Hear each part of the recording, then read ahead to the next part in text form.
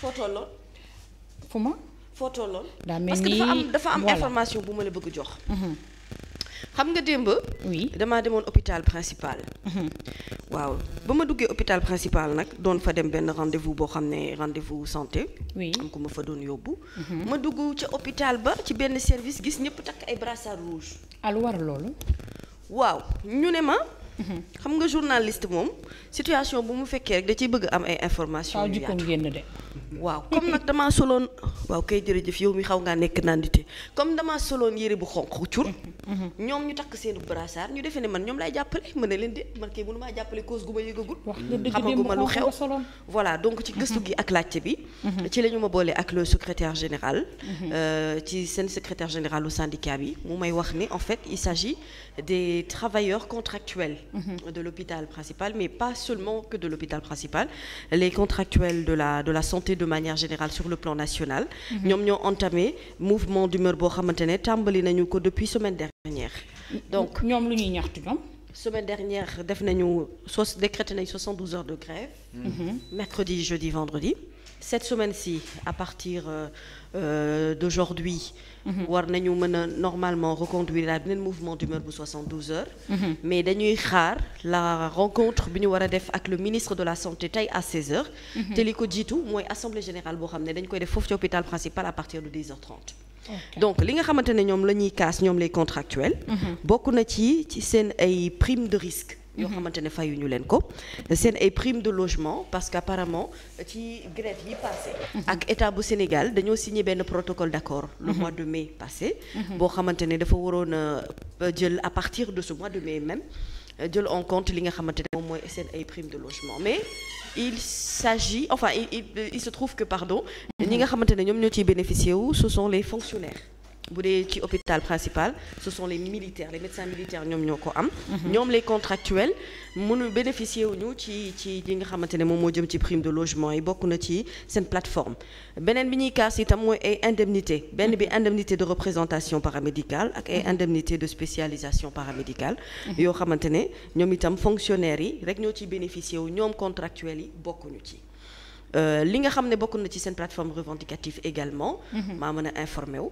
mooy ñi nga xamante ne di seen ay parents enfin qu'est-ce que je dis leurs collègues yi nekk ci service santé te ñu teg leen loxo ñu jàpp ne dañ leen teg loxo ci loo xamante ne ce ne sont pas maanaam des décisions de soins teguñu leen loxo parce que soit faj bi moo jaarul yoon dañ leen teg loxo parce que dafa am ay incendie ak yooyu ñoom ñuy wax ne ils ont été formés sur le point de vue de la santé pour ñu mën a joxe ay traitements mais pas pour justement ñuy xool ndax installation yeeg lu jëm ci wàllu comme par exemple hôpital Tivaouane voilà ñu ne bu fekkente ne am na ay responsables yoo xamante ne war nañ leen teg loxo ñi ngi mu war a doon mooy directeur hôpitaux yi ak ñi nga xamante ne ñoom ñoo nekk en charge des hôpitaux ñoom la ñu war a joxoñ baaraam tuuba ci wàllu woowu parce que ñoom en fait ñoo deful seen liggéey en partenariat avec l'État pour assurer lépp loo xamante ne moom moo jëm ci wàllu sécurisation des bâtiments entre autres donc oui on se dirige vers benn mouvement d'humeur boo xam ne je l'ai dit 72 heures démb def nañu assemblée générale à l'hôpital de Pikine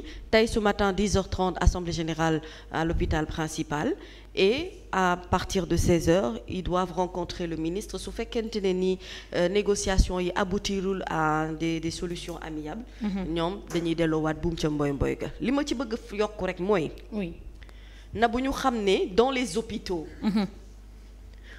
bu ñuy joxe ay soins lu jëm ci wàllu traitement ak yooyu amul différence entre ki nga xam ne fonctionnaire la ak ki nga xam ne contractuel la doo leen mën a xàmme parce que ñoom ñëpp ñooy dispenser ndoo même soins yi ñoom ñëpp ñooy defandoo les mêmes efforts donc au même titre que ñii am nañu benn avantage bi ñoom itam war nañu mën a am avantage bu ni mel et monsieur Abdoulaye Thiam qui est le secrétaire général je parle sous son contrôle parce que toutes les informations yi may wax nii moom moo ko partagé ak man c'est dommage parce qu'on aurait voulu d'ailleurs ñu invité ko soit wala ñu woo ko téléphone pour que mu jox ñu plus de détails mu ngi wax itam ne ci li nga xamante ne moom mooy accords yi nga xam ne yëpp programmer ça pour le mardi prochain bu mu fàtte état bi bu mu fàtte également subventionner les établissements de services de santé publics yi nga xamante ne amuñu yenn moyens yi te ñoom itam dañoo war a dëppoo ak li nga xam ne moom mooy accords yi ñu signé mais bu ñu ko bëggee tibbee ci budget wu hôpitaux yi hôpitaux yi déjà dañu am ay problèmes ci wàll woowu. donc day gën a am ay manquements te loolu dafay indi à ce que ñoom itam.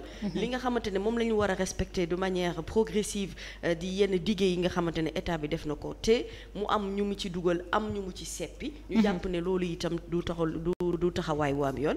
il faudrait que ñoom it ñu gën leen a bàyyi xel gën leen a subventionné gën leen a jàppale. pour que hôpitaux yi seen ay jafe-jafe. mën a teggeeku ci wàll woowu. donc voilà en gros c'était ça bu ñu rëccoon loolu rek dañ doon raté information majeure bi nga xamante ne moo jëm ci assemblée générale bi ak rencontre avec les ministres on espère que dinañu trouver solution ci wàllu woowu su ko defee ñoom itam contractuels yi ñu mën a gis seen bopp bu baax. ci liggéey bi parce que secteur de santé comme je dis. mënuñu ci dissocier ki nga xam ne militaire la ki nga xam ne fonctionnaire la ak ki nga xam ne contractuel la. effectivement Socé sànniwoo ci kàddu mën naa dem ci ponk bu njëkk parce que li mu wax nii c'est très important ñu nekk ci wàllum santé dañ leen war a bàyyi xel ñu ci mel ni contractuels yi ndaxte foo mën a defee ay privilèges pour les fonctionnaires. war dëgg yàlla war nga mën a dimbali ñi nga xamante ne ay contractuels lañ ndax ñëpp xam nañ ni fonctionnaire la muy jot boo moytul contractuel bi du ko jot. donc le mieux c'est que boo mënul yemale ñëpp aussi contractuel bi war nga ko mën a jox wàccuwaay bi nga xamante ne moom lay yellool. waaw di féliciter Mamy hein. oui parce que je pense que am na réflexe journaliste mooy bu dalee ci information moo gën a xool ko lan la gëstu ko ba xam mbir mi lu ci nekk. moom bokkul ci ñi nga xam ne vraiment. moo dagguma la Mamy bu la jàppee ci kër gi di la laaj bëgg la kii nga traiteel ko benn kaa nii.